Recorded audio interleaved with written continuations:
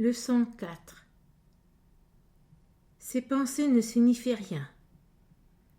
Elles sont comme les choses que je vois dans cette pièce, dans cette rue, de cette fenêtre, dans ce lieu.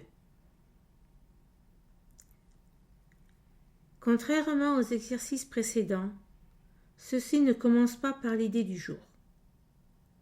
Dans ces périodes d'entraînement, commence par noter les pensées qui te traversent l'esprit durant environ 1 minute.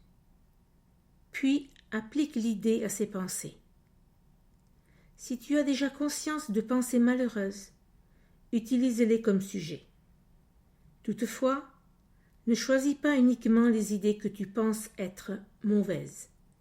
Si tu t'entraînes à regarder tes pensées, tu verras qu'elles représentent un tel mélange qu'en un sens d'aucune d'elles ne peut être appelée comme bonne ou mauvaise.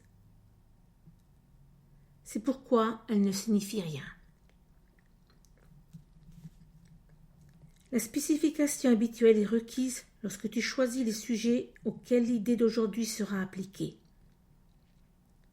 N'aie pas peur d'utiliser les bonnes pensées aussi bien que les mauvaises pensées.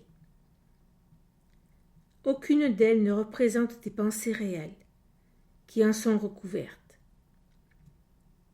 Les bonnes ne sont que des ombres de ce qui se trouve derrière, et les ombres rendent la vue difficile.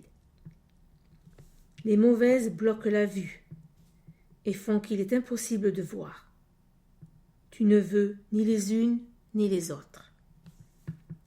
Ceci est un exercice très important qui sera répété de temps en temps sous des formes quelque peu différentes.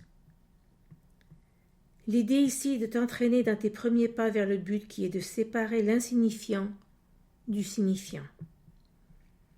C'est une première tentative, le but à plus long terme étant d'apprendre à voir l'insignifiant à l'extérieur de toi et le signifiant au-dedans.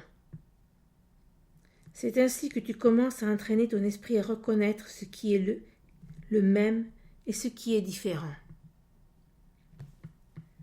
Quand tu utilises tes pensées en leur appliquant l'idée d'aujourd'hui, identifie chacune d'elles par la figure ou l'événement central qu'elle contient. Par exemple, cette pensée à propos de ne signifie rien.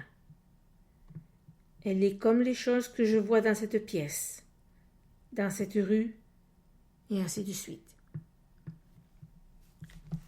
Tu peux aussi utiliser l'idée pour une pensée en particulier que tu reconnais comme nuisible. Cette application est utile, mais elle ne remplace pas la procédure plus aléatoire à suivre pour les exercices. Toutefois, n'examine pas ton esprit pendant plus d'1 minute environ.